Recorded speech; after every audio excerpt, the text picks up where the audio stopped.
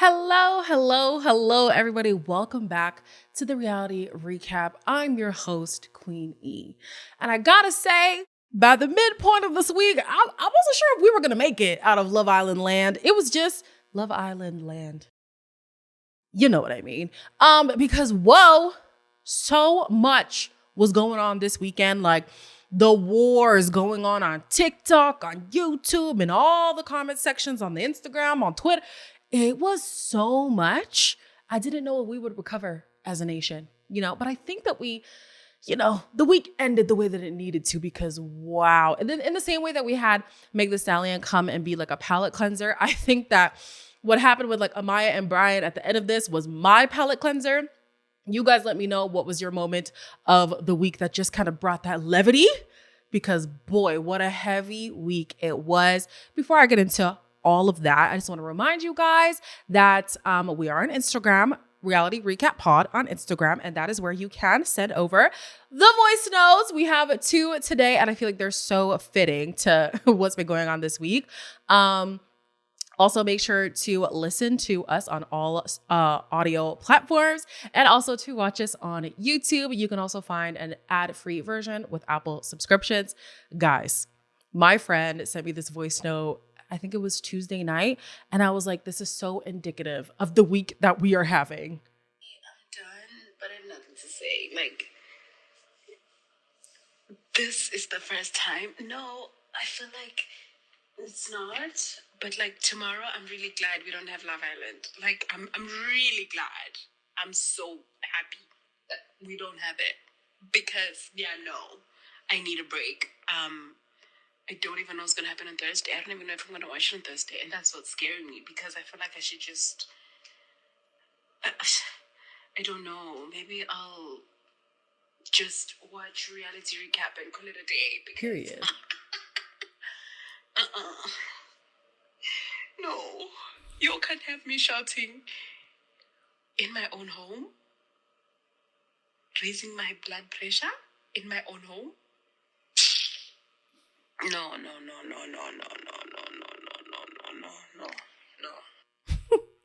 Felt. When I tell you guys, I'm not even somebody who gets super passionate about whatever's happening on my screen. I know that it probably doesn't come across that way, but for the most part, I'll be stone-faced unless there's something super dramatic that I'm like, whoa, what's about to happen? Like when we almost got rid of Ace. Oh, we were so close. Almost got rid of him. But yeah, this week, I was just like,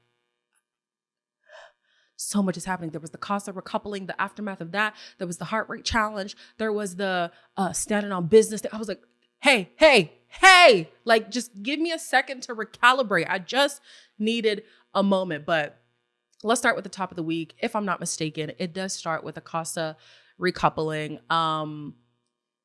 Really the main thing was just the fact that almost all the OG couples, well, the couples before Casa, got back together. With the exception of Andreina, who was with Brian. Who else was in Casa Amor? Iris. Oh no, Iris stayed with TJ. Austin was with Jaden. Taylor was with Clark. And that was the big thing because Olandria really, really believed that the connection she had built with Taylor was strong enough that 4 days in Casa wouldn't be enough to really sway him the way that it did.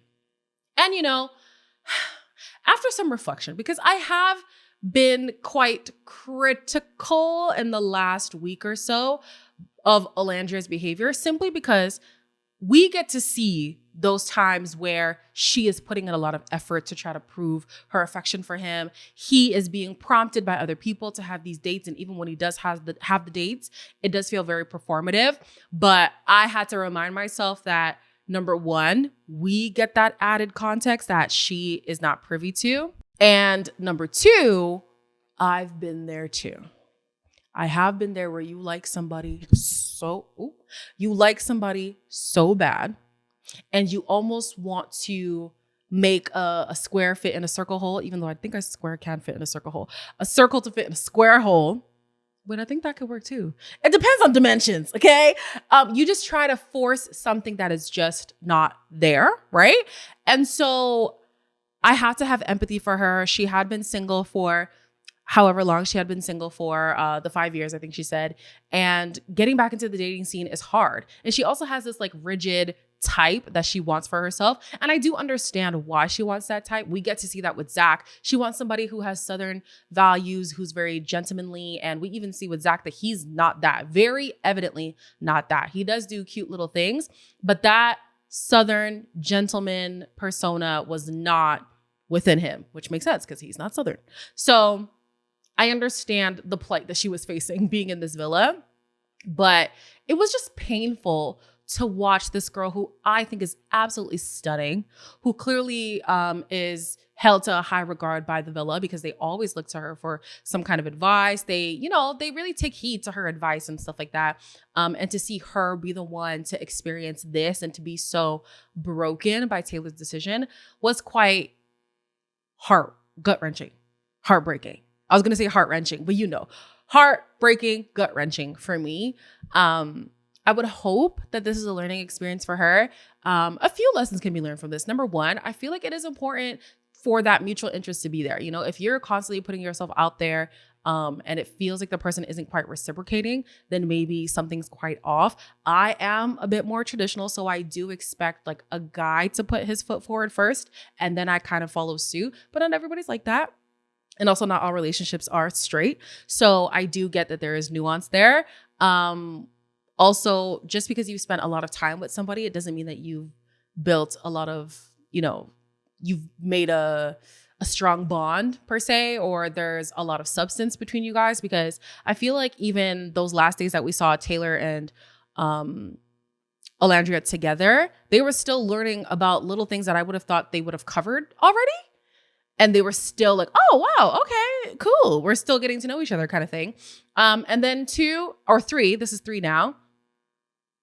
That physical is so important. Like, I don't know how many times I could say this. I've said it on TikTok. I've said it on YouTube. I've said it on Instagram. Like, that physical is so important. Not to say that it is the end all and be all, but at the end of the day, you would like for your person to look at you with just pure desire, not necessarily lust or whatever, but just like, I want this person so bad. Like I desire them. Truly desire is the word that I can think of.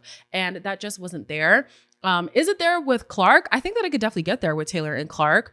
It's definitely a lot further along with Clark than it was with Olandria. And I think that must have been really hard to witness. You know what I'm saying? Like, you telling me I spent almost the last month haven't broken this much ground with you. This girl comes and 4 days in, you're already willing to just throw away our whole connection. It sucks. Absolutely. It sucks. But baby girl, longevity doesn't necessarily mean strength in a relationship. And I had to learn that the hard way. My heart did hurt for her. It truly did. But we're going to see throughout the week that she is really getting the message that Taylor has moved on, and so should she. But that takes a second to really settle in. So we see that Chris is now with Huda, and there's some confusion on why Chris was brought in. At first, Shelly thought that Huda was saying, oh, I'm bringing Chris for you. And then last minute, she kind of threw in there, oh, I'm also connecting with him too. And so that kind of just shook Shelly a little bit, because she thought that Chris was going to be just hers to explore along with Ace. And so she could finally just make a decision between the two guys, not knowing that Chris would also have an option to explore too. Anyways, it's a whole thing. It's going to come up later. And so going into the heart rate challenge, which is always so damn sexy. Oh! It is always so sexy. My goodness. This time around, they did it in couples, which, I mean, I liked it and I didn't like it. I did like that they could kind of conspire together to see, okay, what are we going to do to people? How are we going to shock them to get their hearts racing? But the part that I did miss was seeing whether or not your partner was able to raise your heart rate the most. We did miss that element from this challenge. But anyways, they're all going in couples.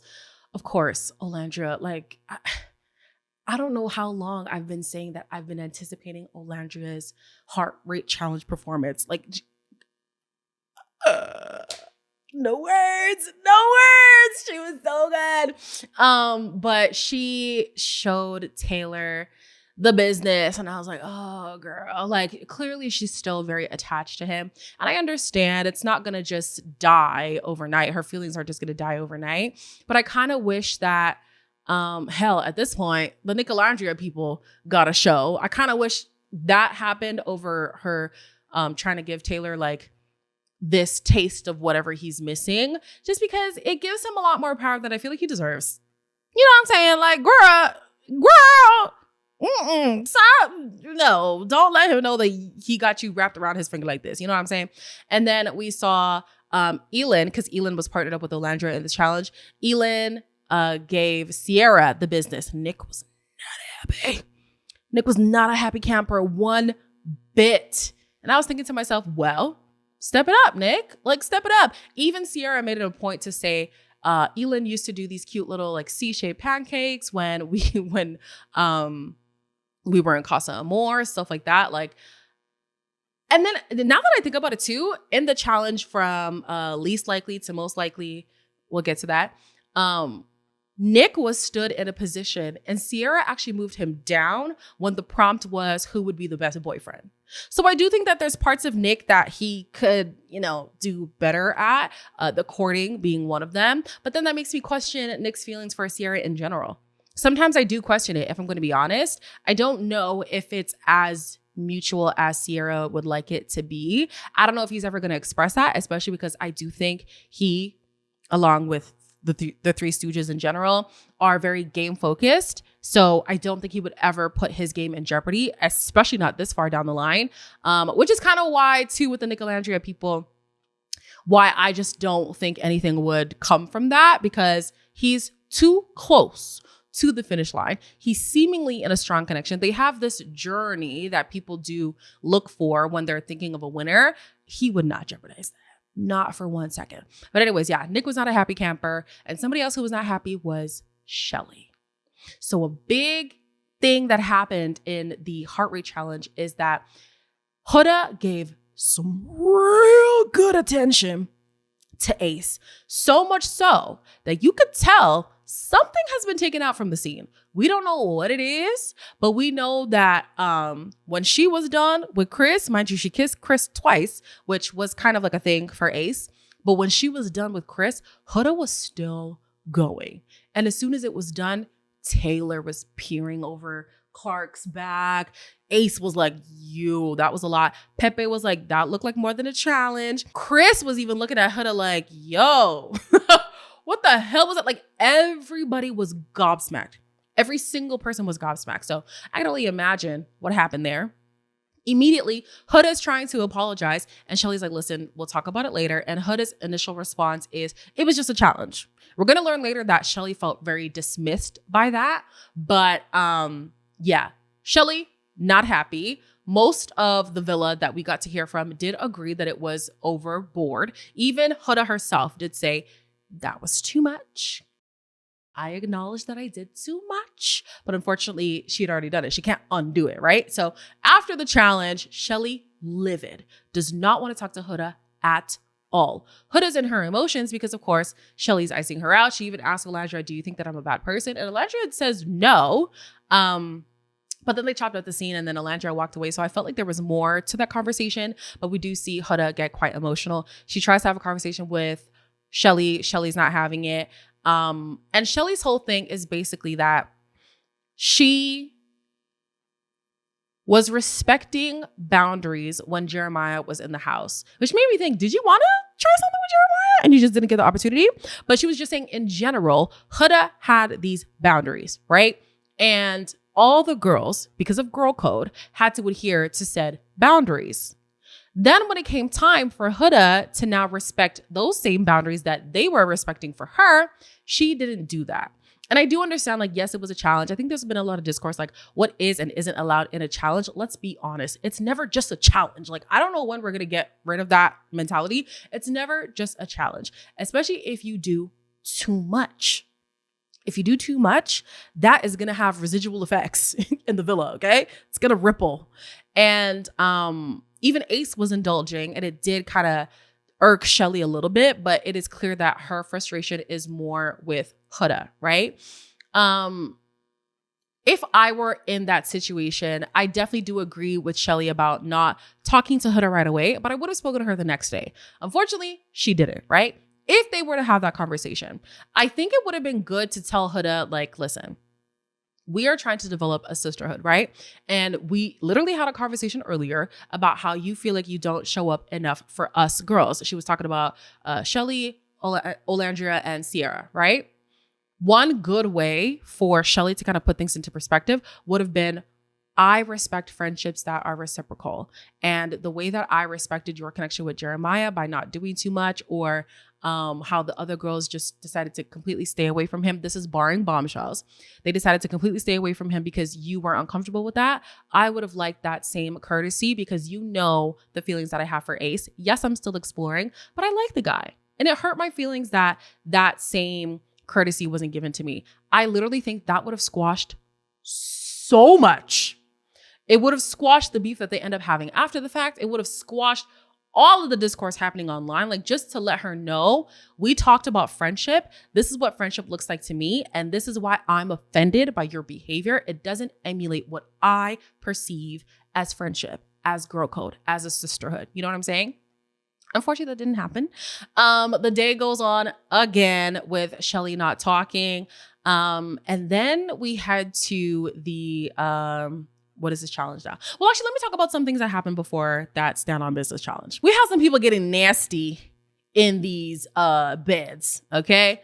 Nick and Sierra, they had just gone on a date. They had officially closed things off. There was a moment where he was like, oh yeah, you know, I wanted to go on like a dream date kind of like this. And she was like, oh my gosh, am I your dream girl? And he's like, Production, y'all did Nick so dirty. I highly doubt his response to her saying, am I your dream girl, was, There's no way. And if it was, Nick, I got my eyes on you, because this girl is falling hard and fast. Hard and fast. Just like their sex, my God. And I need him to be serious. I need his intentions to be true, because this girl is going to be a mess if he's not being genuine with her, especially because everything that's going on with Sierra right now online, it's a lot.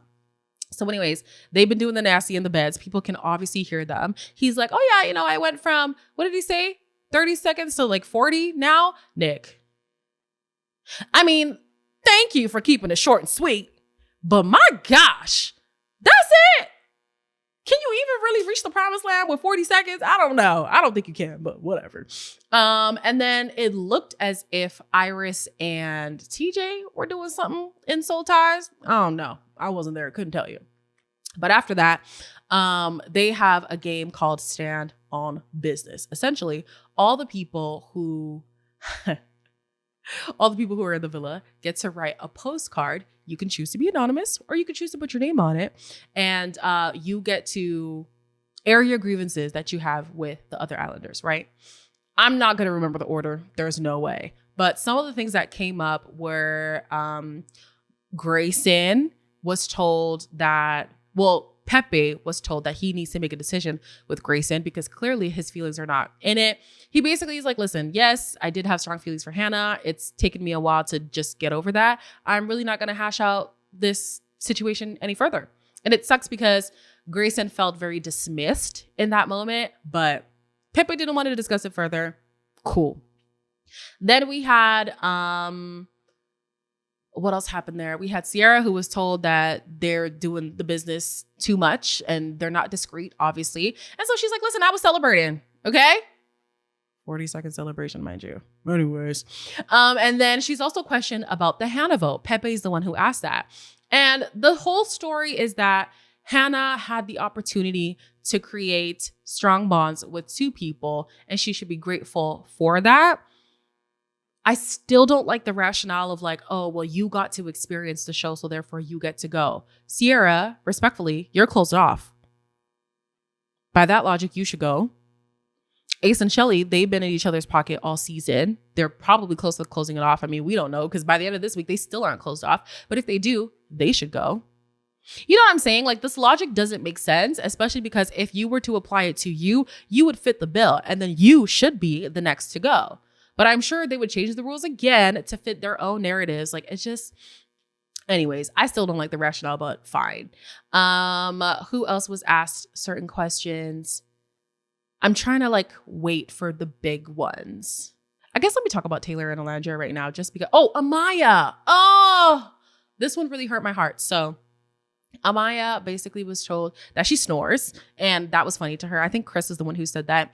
And then she got a letter basically saying, "You're too emotional." And at first she was like, "Listen, I'm an emotional gangster. It is what it is. Like, I'm sorry." And she's even getting emotional while saying it, like, "Hey, I'm sorry. You know, what can you do?" Then the guys start piping up. At first, it was Austin. And Austin was like, "You know what? You just do so much sometimes. And it's just very overstimulating for me to experience those intense emotions so quickly." And the thing is, like, by the time she got with Austin officially, she literally had asked him what his boundaries were. She didn't want to cross his boundaries. She even checked in with him to see if she was doing too much. And what did this guy do? He bold-faced lied to her face and said, "No, I like that you're very affectionate." So, of course, in Amaya's mind, she's going to keep doing what she's been doing because Austin told her that's okay. Then you have Ace jumping in and he's like, "Yeah, you know, when you say babe this and you say babe that, I just feel like it's too much too soon or whatever." We've already discussed this. I don't know if Ace just wasn't listening. How could he? I will give Ace some grace. Sometimes when Amaya gets emotional, she gets really loud, she overtalks people, and it's hard to hear where she's coming from. However, in that conversation, she explained exactly what her frustrations were. Your boundaries are selective, which is his prerogative, but your boundaries are selective. You told me you were open, but you didn't put a name on it. And on top of that too, I speak this way. So don't make it seem like I'm doing this to say that we now go together. We're now boyfriend and girlfriend. We're now exclusive. I just speak this way. Those 3 points were very clearly, well, behind the tears, articulated, and Ace is still bringing that up. Then you have Zach with his big mouth. He decides to chime in, and this is annoying Amaya, especially because they had a conversation before. She had questions about his intentions being on the show. She felt as if he was just here for friends. Like, he hadn't really pulled her for many chats. Elin overheard that conversation. He immediately snitches. And I'm just like, Elin, what the hell? Because then Elin then turned around and then wanted to pursue Amaya. No. But anyways, in that conversation, he didn't tell Amaya, "By the way, you're doing too much. I would like for you to pull it back." And he also was the same guy who had a conversation with Olandria saying he has broken up with people before because they like to address things in public instead of addressing things between them in private. He doesn't like his business to be on Front Street. But then he's going to turn around and do that exact thing to Amaya. Amaya gets so emotionally charged. I don't blame her. She's like, "I don't want to talk to you. Right? Stop talking to me." Removes herself from the podium. She's crying. She's being consoled by the women. And I really did feel for her in this moment. Like, she was getting dog piled. We don't know how long they were having this conversation, but yeah, I really did feel for her in that moment. I'm now remembering that Ace also had his moment too, where he was being called out for being Big Daddy Ace. Big Daddy Ace was just, orchestrating storylines in the villa. He's puppeteering, and he's like, "Well, it's not my fault that I'm a leader." If I was Taylor or Nick, I'd be like, "Well, hold on. Wait. So clearly there's some validity in what's being said. Like, you think that we follow, because if you're a leader, you have followers. So that would mean us. Wouldn't that? Wouldn't that mean that we are the followers?" I don't know. I would have looked at that situation like, "Now, what do you mean by that?" Then he starts getting charged up because he is trying to call out Austin for criticizing the Jeremiah vote and stuff like that. And he's like, "Listen, Andreina, was he love bombing you, or was he being like hot and heavy?" And she's like, "Yeah, see, I called out the love bombing. I saw it immediately, and he was doing it again." It was not love bombing, and it was not a repeated pattern. Well, let's just be clear about that.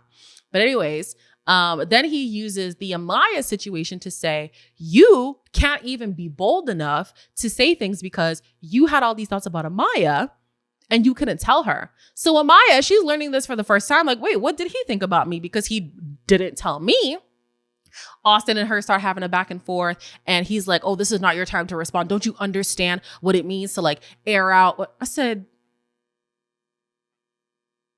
that felt very coded to me.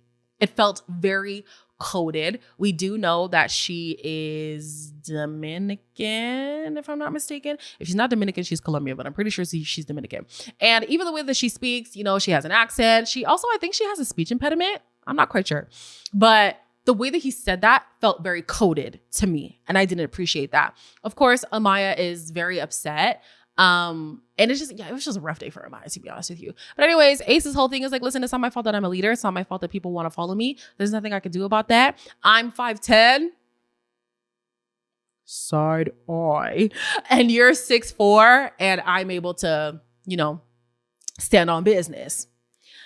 Moving on. Then we have the Taylor and Olandria situation. This part, I just wanted to rip. I wanted to rip my heart out of my chest because I didn't want to feel the pain anymore. Okay. Of course, we have people questioning the whole Taylor switching up thing. And Taylor's like, listen, she gave me that kid feeling. I wasn't really feeling it with you and whatever. And Olandria's like, how old are you? I said, now, Olandria, you know damn well if Taylor was to say to you, you give me that kid feeling, you make me feel giddy, you give me something that I haven't felt before, you would be flattered. You wouldn't then turn around and say, well, how old are you? No, you wouldn't. So don't now do that to him, okay? So anyways, basically they're doing a back and forth. Olandria gets to the point where she just completely boils over. She's like, I worked my ass off to be in this relationship or whatever it is, to be in this coupling. I literally had to reassure you daily when Jalen was here. I put in the work, and you telling me 4 days with some next chick made you throw away the entire thing? She was pissed. I understand why she was pissed, but like, baby girl, the signs were there. The signs were there.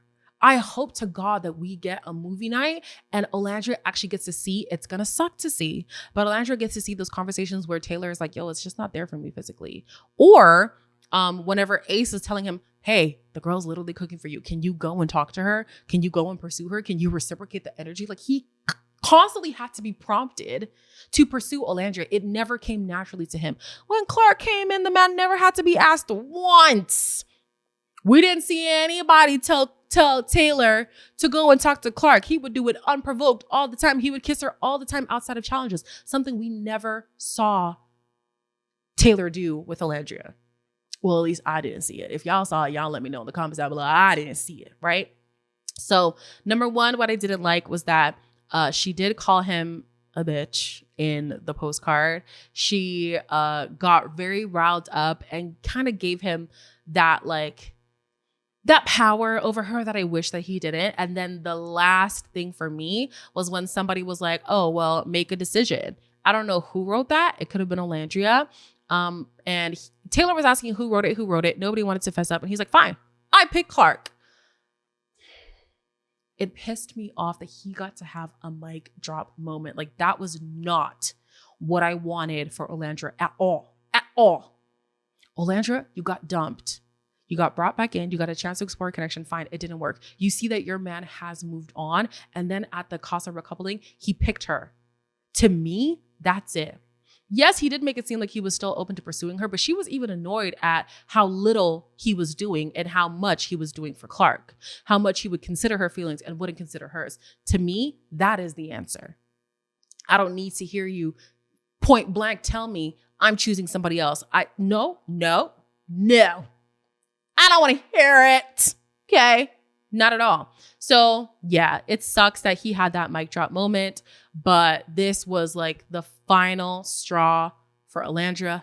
Thank God. Then the big thing that happened in this challenge was with Huda. The girls were basically questioning Huda's girl code, right? And Huda was basically saying, listen, I brought Kristen here because I wanted to explore him. And Shelly was like, see, that's the problem I have with you because you made it seem like you were doing it for me. And she's like, no, I wasn't doing it for you. I was basically doing it for us. We only got to see like the back end of that conversation, but we hear Shelly talk about the conversation later. And she says, initially you said it was for me.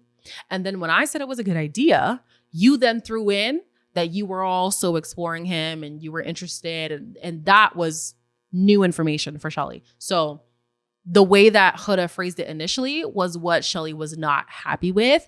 She also is still upset that there are certain boundaries that she expected the girls to have for Jeremiah, but then she didn't respect when it came to whatever. And it just became this whole thing. Like, Huda was in tears, basically saying like, I feel like I'm being attacked. Like, I feel like I'm damned if I do, damned if I don't. Then as an example of not adhering to girl code, Olandria is like, well, you kissed Chris in the speakeasy. Like, what's that about? Everybody's offended that Olandria said something. I'm really not that offended because the whole game is about like exposing stuff. You know what I'm saying? Like, Austin was just exposed for having these feelings about Amaya that he never expressed to her. Like, you know what I'm saying? Like, you know, but because she said it in confidence and because she thought that Olandria was her girl and she was going to keep her secret, a lot of people did not like that. They thought it was quite distasteful from Olandria. And then she's like, well, I can't kiss anybody. And that's where I was like, yeah, Huda, I'm with you, girl, because you are coupled up with this guy. Shelly's not paying him much mind. I mean, he's also not paying Shelly much mind. He makes her breakfast and that's kind of it. You're allowed to kiss him. You're allowed to explore that connection. You don't have to relay it. And even if she wanted to relay it, Shelly was icing her out. When would she have had the opportunity? Now, I personally believe that even if she had the opportunity, Huda would have phrased it in a way to kind of one-up Shelly. I know the Huda stands, y'all don't like anything negative to be said about Huda. But I believe that because even when she was talking with Chris regarding her actions in the heart rate challenge, she said, would it have been better if I was ugly? Like, would Shelly feel better if I wasn't pretty, essentially? And she's like, I can understand why Shelly feels like I'm always taking her men. Baby girl, it's not that. It's not that at all. You talking about men and beauty. Shelly's talking about friendship, which is what you desire. You desire friendship with girls, deeper connections with women. This is an example of why you might struggle with that. And it seems like the message still just wasn't resonating with Huda as of yet. But I will say she was kind of bombarded with a lot of information at once at this challenge. So yeah, they needed to just give her more time. After the fact, oh, she is pissed. She's pissed. She's so mad. She's so mad. She doesn't want to talk to the girls. The girls are all debriefing the challenge. Grayson is very upset. Grayson is like, whoever wrote that about me and Pepe is I must just say P word, is a P word. Mind you, the whole time it was Huda. And Huda did not want to admit. And I'm just like, girl, here's another example of where you could show girlhood, like girl code. You know what I'm saying? Like, hey, I said this about, your relationship. Let me explain, whatever. But instead she wanted to tuck her tail, go and tell Chris in the bed and not tell the women. She comes into the room. She's slamming stuff. She's just doing all kinds of things. Huda's emotions definitely govern her. And I wonder how things would be if she was better at regulation. Because even from the beginning, I liked Huda. Huda and Shelly were my top girls. Huda and Shelly, top girls. Then, Huda, And I'm just like, man, the girl had great potential to gain like public favor if she was able to temper herself better. But she can't. She really struggles with that. So then eventually Olandria has a conversation with her. Olandria's still bringing up the whole Chris thing. And I'm just like, Olandria, respectfully, she's allowed to talk to Chris. Okay. Like, she's allowed to kiss him. She's allowed to pursue him. Like, that's totally fine. Before that had happened, Olandria also was talking to Clark and was like, hey, I just want to warn you, he might drop you the way that he dropped me so quick. Just keep your eyes open, girl. Keep your eyes open. Olandria, I don't know if like Taylor just warped your mind in here. There was a lot of like clouded judgment going on with Olandria in that episode. I was like, girl, it is not your place to say what Taylor is going to do with his connection with Clark. You're not Clark. You're also not Taylor. You're not in the relationship. You don't know. And on top of that too, you're currently a woman scorned. Why would she want to come to you for advice? Like, I don't think you're the right candidate for now. And then with the Chris thing, I think that Huda was in the right to do what she did with Chris. And unfortunately, as you are trying to advocate for girl code, you yourself went against girl code by exposing this secret before Huda got the chance to say something about it. So anyways, later we see Huda and Shelly have a conversation. She reiterates the whole girl code thing. They come to a resolve. Hopefully now Huda understands like certain boundaries, certain expectations in a friendship with Shelly specifically, and they could just move past that. I wonder what her actual experience on the outside has been like. Has it been similar stuff like this, or is this just a unique set of challenges that she's experiencing with women? I just want to get more insight on why she struggles so much. I know she said that she's scared of being hurt, but I gotta know like more, like what actually caused the tension in those relationships. You know what I'm saying? What actually caused it? So then they play a game. Well, actually, some other things have been happening throughout these episodes. We see Brian is starting to have an eye for Amaya. He did stand up for her in the Stand on Business challenge. He was like, listen, we are Hispanic. We are very passionate people. Saying mi amor, my love, babe, like it's really not that deep. On top of that too, like the girl is passionate. Let her have her emotions. It's fine. So since then, he started to like think about her a little bit differently. We also had Zach and her who had an altercation too. And she was like, F you, F that, whatever. They ended up mending things before this most versus least challenge. I'm trying to think what else was going on before the challenge. Nothing that it's important enough for me to think about right now. In that challenge, of course, I can't remember exactly what happened, but the things that stick out for me was that Ace is getting the rude awakening that he's not as popular as he likely thought he was. I think one of the questions was boyfriend material. He put himself number 1. He was number 9. Another one was, was it genuine? I don't remember what the other one was. He also ranked himself high. He was also near the bottom again. And then as a couple, Shelly and Ace were placed near the bottom when the question was which couple would be most fun to go on vacation with, right? Then we also got to see Amaya receive a lot of love from America. She was rated top girl for, I think, both of the categories, and then top couple for best couple to go on a holiday with. I don't like that Zach got that validation. Anyways, story for another day. Then came the vote. It was favorite guy, favorite girl. The people in the bottom were Taylor, TJ, Austin, Jaden, Andreina, and Grayson. And so the Islanders got to pick one person to save each, right? Everybody kind of picked who I would think they would pick. The only real like spanner in the works was Sierra picking Taylor. And we learned later that Sierra picked Taylor because she wanted to save Nick's friend. But I'm just like, again, you girls are calling Huda out on this whole girl code thing. But here was a moment where you could stand in solidarity with your friend Olandria and even just put a vote anywhere. It didn't even have to be behind Andreina, because that's where most of the girls were. Like, just pick somebody else so that, hell, pick TJ. To show Iris, hey, I stand with you. To show Olandria, I also stand with you. Like, there were so many other options, but she chose to really focus on appeasing Nick rather than appeasing her girlfriends. And we later learn that Olandria was not happy about that at all. We don't get to know if Olandria and Sierra are going to talk about that, but yeah, Olandria is very displeased by that decision. Ultimately, the person who was saved was Taylor. And yeah, it was a mass dumping. Austin and Jaden are holding hands on their way out. Respectfully, I don't think that that's going anywhere, especially because Jaden was starting to talk to Brian like, please. Anyways, Andreina, girl, you were the hottest bombshell to ever do it. And then fell flat. This girl gave us no personality. Like, I saw a TikTok that was like, because you know how in the first episode, she's like, I'm going to steal your man. Like, looked right at us. I said, baby girl, I just got mine. Please spare me. Please spare me. I just got him. I'm enjoying it. Okay.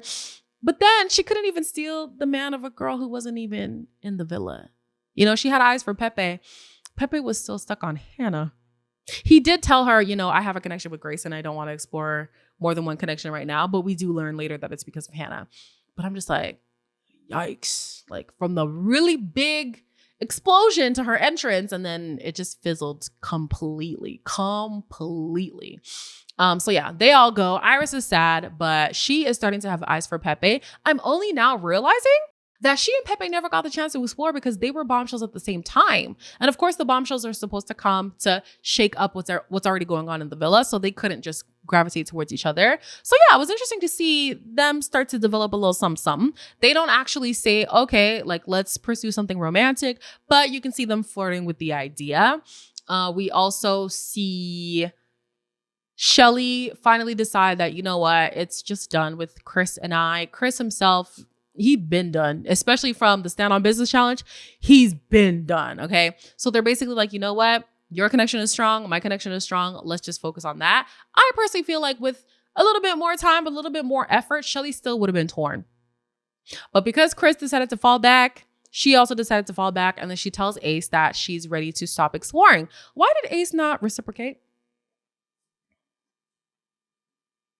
He was so frustrated with Shelly the last few episodes because Shelly still wanted to explore things with Chris, even though Chris wasn't even talking to her that much. That was his big qualm with her. Then she's finally like, okay, I'm done exploring. It's me and you, baby. He doesn't say, okay, let's close things off. He doesn't say, okay, let's be exclusive. He doesn't say, okay, I'm done exploring too. None of that. None of that. What's going on? Like, is Ace still playing the game? Ace. You better have an ace up your sleeve or something because, baby, what's going on? Moving on. What else is going on in this villa? Guys, I feel like there's just so much happening.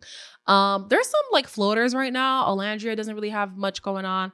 Elin doesn't really have much going on. He did kiss Iris in the challenge, but Iris is like, I enjoyed Pepe's kiss better, just being honest. So yeah, Olandria, Elin, Zach is now floating because Amaya's not checking for him anymore. And I think that's about it. Sierra and Nick have a conversation talking about whether they'll still be closed off when they leave the villa. They basically say yes. It doesn't mean that we're boyfriend and girlfriend, but it's just me and you, baby. We'll see. We'll see. Stranger things have happened. I keep saying this. There's some couplings that I just never believed in, and you turn around and they've been together for years now. So it is very, very possible that they could make something happen. I can't buy into it yet. Not yet. Then we get to my favorite part, Miss Amaya Papaya. She is talking to Brian in the speakeasy, and they flirt and they laugh and they kiki or whatever. Brian is like, listen, what people think is a red flag for you is green flags for me. I think you check a lot of the boxes. I love how passionate you are. I love how genuine you are. I love how sweet you are. And she's giggling and she's laughing and guys, that was so cute. Why do they just start making out? He was like, come here. And then she went over. And then I'm like, okay, cute. And then she straddles him and I said, oh. And then he grabs her booty and I said, oh. Hold on. That's a lot. That was a lot. But she said she's very flirtatious. She loves physical touch. Obviously, he's the same. We saw him do the same thing with Andreina too. So I hope that this time around he actually develops some more substance in his relationship. But I like this a lot. So far, my favorite guy was Pepe. I'm not mad at Brian. I'm not mad at him at all. Favorite girl currently right now is Amaya. So Amaya and Brian, if I were voting, I can't because I'm not in the States, but if I were voting, they would get my vote. Absolutely, they would get my vote. Hands down. I love their connection. Chef's kiss. This last voice note, I had to share it because somebody sent it to me and basically they were shooting their shot at all the people who are like Amaya.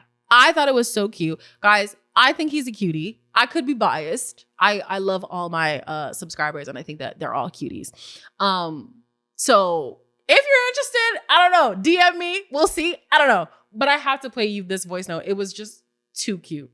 Queen, I'm going to try something new that I never thought I would do, but I'm going to put myself out there. I need to marry someone who genuinely understands and empathizes with Amaya. I gotta say that again. I need to marry. Come on, marriage. Someone who understands Amaya.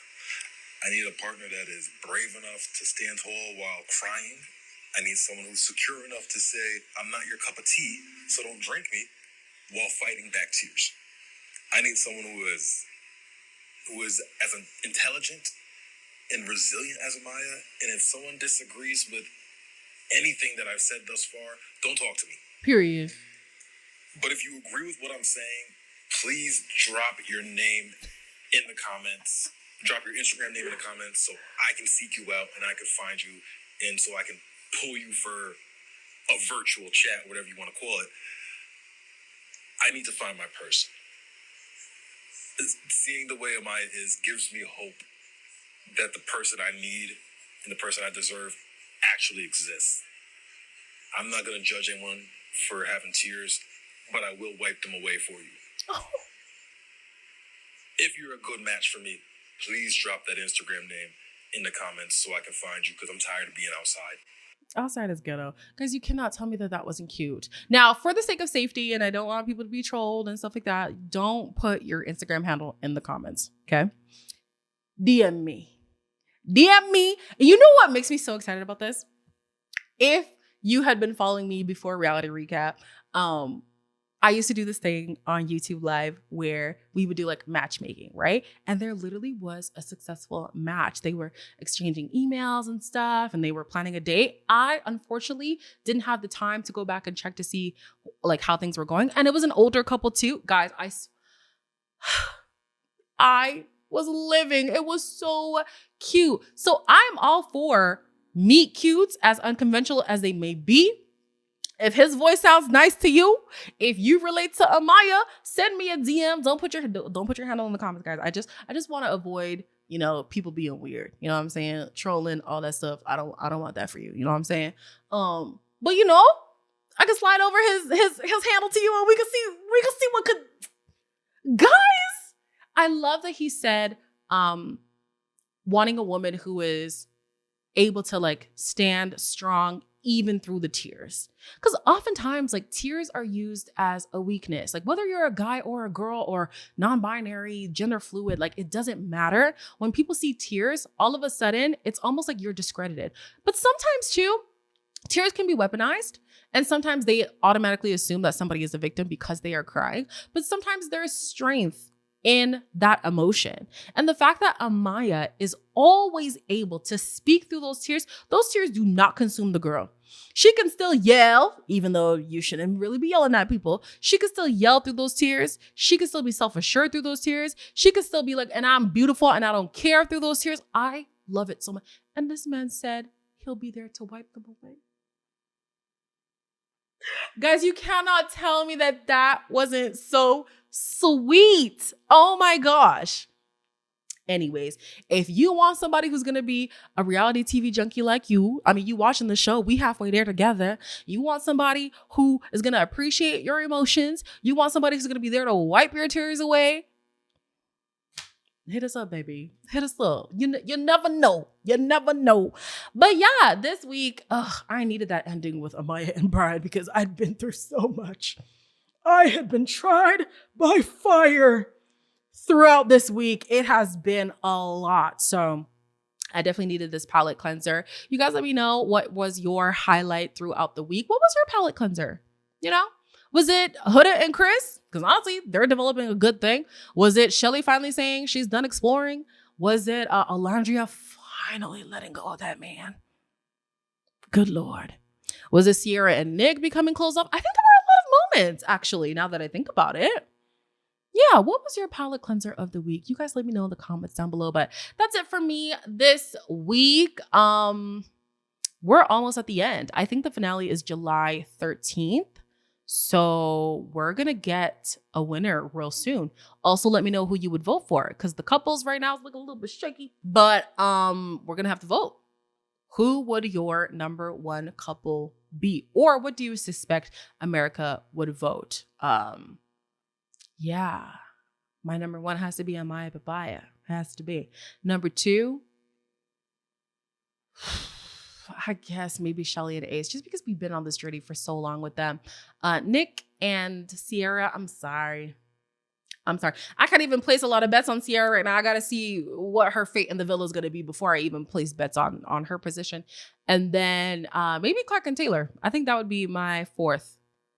And then anybody else, so sorry. So sorry. We'll see about you at the reunion, But yeah, it has been a long journey. You guys let me know. I'm asking you guys to let me know a lot of things. You guys let me know how you feel about the season so far. Because honestly, from the first voice note, like I said, on Tuesday, we were all looking at each other like, bro, I'm exhausted. Like this is a lot. This season is a lot. I'm enjoying it still. I'm going to hold strong. I hope you guys hold strong too. The spinoff is coming. Are you guys watching the spinoff? I'm debating. I'm not sure if I should watch it just because season 6 didn't capture me the way that it captured a lot of other people. Also right now there's a lot going on in TV. I mean, Perfect Match is coming. Are y'all gonna watch that? Right now The Ultimatum is going on. I haven't even had time to catch up. I've only watched 2 episodes. Like, there's so much going on in TV and I love it, but it's a little bit overstimulating. But to kind of get a gauge of what we should talk about next, you guys let me know what you'll be tuning in. I guess I'll give you options. Perfect Match, Love Island Beyond the Villa, I think it's called. Yeah, let's leave it to those 2 for now. What are you guys watching so we can all come back and kiki together? But that's it for me. Like, comment, share, subscribe, do all those lovely things, and I will see you next week. Bye.